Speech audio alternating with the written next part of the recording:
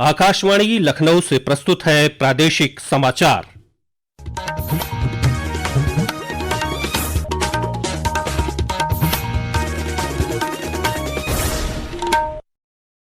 मुख्य समाचार। मॉरिशस के प्रधानमंत्री डॉक्टर नवीन चंद्र रामगुलाम आज 3 दिवसीय दौरे पर पहुंचे वाराणसी। प्रधानमंत्री नरेंद्र मोदी के साथ कल द्विपक्षीय वार्ता में लेंगे भाग। नेपाल में बढ़ते संकट को देखते हुए सीमा से लगे प्रदेश के सभी जिलों में हाई अलर्ट घोषित। भारतीय नागरिकों की सहायता के लिए बनाया गया विशेष नियंत्रण कक्ष। मुख्यमंत्री योगी आदित्यनाथ ने पंडित गोविंद वल्लभ पंत की 138वीं जयंती पर अर्पित की श्रद्धांजलि। कहा, बतौर मुख्यमंत्री श्री पंत ने उत्तर प्रदेश के विकास के लिए उठाए थे सकारात्मक कदम। और स्वच्छ वायु सर्वेक्षण में प्रदेश के 17 शहरों ने किया उत्कृष्ट प्रदर्शन। 10 लाख तक की आबादी वाले शहरों में झांसी और मुरादाबाद को मिला दूसरा स्थान। नमस्कार, प्रदेश के समाचारों के साथ मैं राघवेंद्र त्रिपाठी। और अब समाचार विस्तार से। मॉरिशस के प्रधानमंत्री डॉक्टर नवीन चंद्र रामगुलाम 3 दिवसीय दौरे पर आज वाराणसी पहुंचे। राज्यपाल आनंदीबेन पटेल और जिले के प्रभारी मंत्री सुरेश खन्ना ने उनका एयरपोर्ट पर स्वागत किया। प्रधानमंत्री नरेंद्र मोदी कल मॉरिशस के प्रधानमंत्री के साथ द्विपक्षीय वार्ता में भाग लेने के लिए वाराणसी पहुंचेंगे। वैश्विक कूटनीति की दृष्टि से महत्वपूर्ण इस बैठक में व्यापारिक, सांस्कृतिक और विरासत सहित विभिन्न मुद्दों पर चर्चा होगी। पेश है एक रिपोर्ट। मॉरिशस के प्रधानमंत्री डॉक्टर नवीन चंद्र रामगुलाम के काशी आगमन पर एयरपोर्ट पर ही उन्हें गार्ड ऑफ ऑनर दिया गया। काशी वासियों ने एयरपोर्ट से होटल के रास्ते में जगह जगह सांस्कृतिक प्रस्तुतियां देकर उनका स्वागत किया। श्री रामगुलाम के दौरे के मद्देनजर पूरे शहर को आकर्षक ढंग से सजाया गया है। प्रधानमंत्री नरेंद्र मोदी मॉरिशस के प्रधानमंत्री के साथ द्विपक्षीय वार्ता में शामिल होने के लिए कल सुबह वाराणसी पहुंचेंगे। इस दौरान दोनों नेता विकास, साझेदारी, क्षमता निर्माण और सहयोग के संपूर्ण आयाम की समीक्षा करेंगे। इस दौरान सुरक्षा को लेकर पुख्ता इंतजाम किए गए हैं। वाराणसी के पुलिस आयुक्त मोहित अग्रवाल ने बताया कि पूरे शहर में पर्याप्त संख्या में स्थानीय पुलिस के साथ पीएसी, एटीएस, क्यूआरटी और आरएएफ की भी तैनाती की गई है। लगभग 5000 पुलिसकर्मी, 50 गजेटेड अफसर और 15 आईपीएस अफसर ड्यूटी पर तैनात किए गए हैं। पूरे रूट की, पूरे कार्यक्रम की ड्रोन कैमरे के माध्यम से निगरानी की जाएगी। जगह जगह सीसीटीवी लगाए गए हैं, उसके लिए कंट्रोल रूम स्थापित किया गया है। काशी प्रवास के दौरान प्रधानमंत्री रामगुलाम विश्वनाथ मंदिर में दर्शन पूजन करेंगे और गंगा आरती में भी शामिल होंगे। शुक्रवार को वह अयोध्या के लिए रवाना होंगे। मनीष सिंह, आकाशवाणी समाचार, वाराणसी। उत्तर प्रदेश सरकार ने पड़ोसी देश नेपाल में बढ़ते संकट को देखते हुए सीमा से लगे अपने सभी जिलों में 24 घंटे का हाई अलर्ट घोषित किया है। श्रावस्ती, बलरामपुर, बहराइच, पीलीभीत, लखीमपुर खीरी, सिद्धार्थनगर और महाराजगंज में सुरक्षा व्यवस्था को और सुदृढ़ करने के लिए अतिरिक्त पुलिस बल तैनात किया गया है। साथ ही नेपाल सीमा से आने जाने वालों की सघन तलाशी ली जा रही है। पेश है एक रिपोर्ट। नेपाल में फंसे भारतीय नागरिकों की सहायता के लिए पुलिस मुख्यालय लखनऊ में एक विशेष नियंत्रण कक्ष स्थापित किया गया है। यहां पर 3 हेल्पलाइन नंबर और एक व्हाट्सएप नंबर 24 घंटे संचालित रहेंगे, जिसके माध्यम से नागरिक सीधे मदद हासिल कर सकेंगे। ये नंबर है 0522-239-0257 और 0522-272-4010। व्हाट्सएप नंबर है 9454401674। इसके अलावा पुलिस मुख्यालय की सोशल मीडिया इकाई को भी निर्देशित किया गया है कि नेपाल से जुड़े किसी भी संवेदनशील सूचना या पोस्ट की लगातार निगरानी की जाए और जरूरत पड़ने पर तत्काल कार्रवाई की जाए। सुशील चंद्र तिवारी, आकाशवाणी समाचार, लखनऊ। सरकार ने भारतीय नागरिकों को स्थिति सामान्य होने तक नेपाल की यात्रा न करने की सलाह दी है। सरकार ने नेपाल में भारतीय नागरिकों को अपने वर्तमान निवास स्थानों पर ही रहने, सड़कों पर जाने से बचने और पूरी सावधानी बरतने को कहा है। मुख्यमंत्री योगी आदित्यनाथ ने आज गोरखपुर में प्रदेश के पहले मुख्यमंत्री और देश के गृह मंत्री रहे भारत रत्न पंडित गोविंद वल्लभ पंत की 138वीं जयंती पर उन्हें श्रद्धांजलि दी। इस अवसर पर मुख्यमंत्री ने कहा कि प्रदेश के पहले मुख्यमंत्री के रूप में पंडित गोविंद वल्लभ पंत ने राज्य के विकास के लिए सकारात्मक कदम उठाए थे।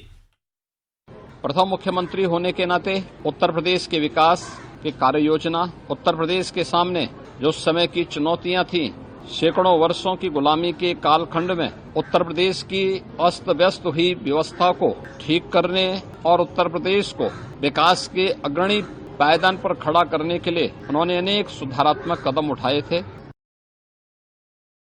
मुख्यमंत्री योगी आदित्यनाथ ने आज गोरखपुर में महंत दिग्विजयनाथ की पुण्यतिथि पर आयोजित श्रद्धांजलि सभा में शिरकत की।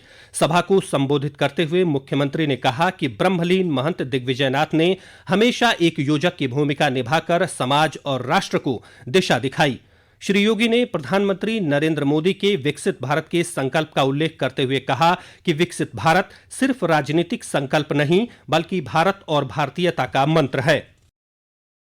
प्रधानमंत्री नरेंद्र मोदी के जन्मदिन के अवसर पर 17 सितंबर से 2 अक्टूबर तक सेवा पखवाड़ा मनाया जाएगा। इसके तहत भारतीय जनता युवा मोर्चा की ओर से प्रदेश के विभिन्न जनपदों में युवा मैराथन का आयोजन किया जाएगा। इस मैराथन के माध्यम से नशा मुक्त भारत का संदेश दिया जाएगा। इसी क्रम में सेवा पखवाड़ा के तहत बदायूं में भारतीय जनता पार्टी ने जिला स्तरीय कार्यशाला का आयोजन किया। इस कार्यशाला में सेवा पखवाड़ा के दौरान रक्तदान शिविर, प्रदर्शनी, स्वास्थ्य शिविर आदि के आयोजन को लेकर दिशा निर्देश दिए गए। ये समाचार आप आकाशवाणी लखनऊ से सुन रहे हैं। ताजा समाचार जानने के लिए आप हमारी वेबसाइट newsonair.gov.in पर लॉगिन कर सकते हैं। इसके साथ ही आप प्रादेशिक समाचारों का ये बुलेटिन हमारे YouTube channel news on AIR Lucknow पर भी सुन सकते हैं। इस स्वतंत्रता दिवस पर लाल किले की प्राचीर से प्रधानमंत्री नरेंद्र मोदी ने दिवाली तक GST सुधारों की अगली पीढ़ी की घोषणा की। उनका यह सपना तब साकार हुआ जब 3 सितंबर को GST परिषद ने दरों को युक्तिसंगत बनाने, कई क्षेत्रों में कर दरों को कम करने और नागरिकों के जीवन को आसान बनाने को मंजूरी दी। आज हम देखते हैं कि ये सुधार शिक्षा क्षेत्र में कैसे मददगार साबित होंगे। एक रिपोर्ट। सरकार ने स्टेशनरी वस्तुओं पर GST दरों में छूट देकर शिक्षा क्षेत्र को बड़ी राहत दी है। नए सुधारों के तहत पेंसिल, शार्पनर, क्रेयॉन, अभ्यास पुस्तिकाएं, ग्राफ बुक, मानचित्र और चार्ट जैसी स्टेशनरी वस्तुओं को पहले के 12% GST से छूट दी गई है, जबकि रबड़ पर GST 5% से घटाकर 0 कर दिया गया है। विष्णु और सौम्या के साथ दृष्टि पुनियानी, आकाशवाणी समाचार, दिल्ली। राज्यपाल आनंदीबेन पटेल ने आज लखनऊ विश्वविद्यालय के 68वें दीक्षांत समारोह की अध्यक्षता की।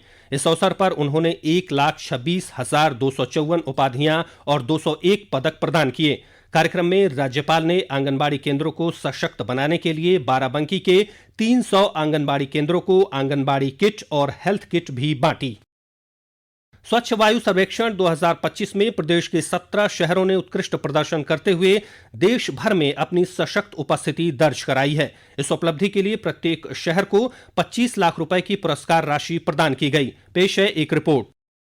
पर्यावरण, वन एवं जलवायु परिवर्तन मंत्रालय की ओर से आयोजित इस सर्वेक्षण में राष्ट्रीय रैंकिंग में 3 से 10 लाख तक की आबादी वाले शहरों में झांसी और मुरादाबाद ने दूसरा स्थान प्राप्त किया है। गोरखपुर और फिरोजाबाद 5वें, बरेली 7वें, वहीं नोएडा 9वें स्थान पर है। वहीं 10 लाख से अधिक आबादी वाले शहरों में आगरा 3रे, कानपुर 5वें, प्रयागराज 7वें, वाराणसी 11वें, गाजियाबाद 12वें, लखनऊ 15वें और मेरठ 33वें स्थान पर रहा। 3 लाख से कम आबादी वाले शहरों की श्रेणी में अनपरा 5वें, रायबरेली 7वें, गजरौला 23वें और खुर्जा 26वें स्थान पर रहा है। इस शानदार उपलब्धि के लिए आगरा, झांसी और मुरादाबाद को भारत सरकार के पर्यावरण मंत्री द्वारा सम्मानित किया गया। आकाशवाणी समाचार कक्ष से तनवीर फातिमा। प्रदेश में रुक रुक कर बारिश और बांधों से पानी छोड़े जाने के कारण फर्रुखाबाद, कन्नौज, कानपुर नगर, गाजीपुर और बलिया में गंगा, शाहजहांपुर में रामगंगा, मथुरा, आगरा और इटावा में यमुना नदी खतरे के निशान से ऊपर बह रही हैं। राज्य के 31 जनपदों की लगभग 3,20,000 की आबादी बाढ़ से प्रभावित है।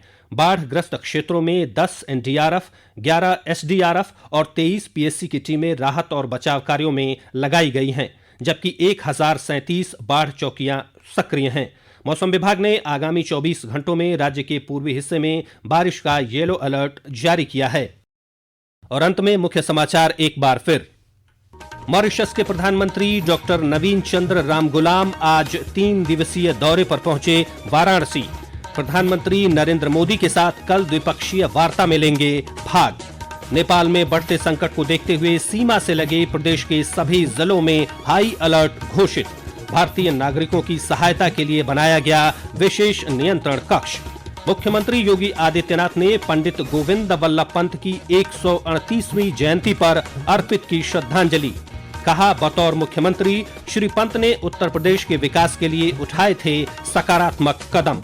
और स्वच्छ वायु सर्वेक्षण में प्रदेश के 17 शहरों ने किया उत्कृष्ट प्रदर्शन। 10 लाख तक की आबादी वाले शहरों में झांसी और मुरादाबाद को मिला दूसरा स्थान। इसी के साथ प्रादेशिक समाचारों का ये बुलेटिन समाप्त हुआ। अगला बुलेटिन रात 8 बजे FM पर प्रसारित किया जाएगा। नमस्कार।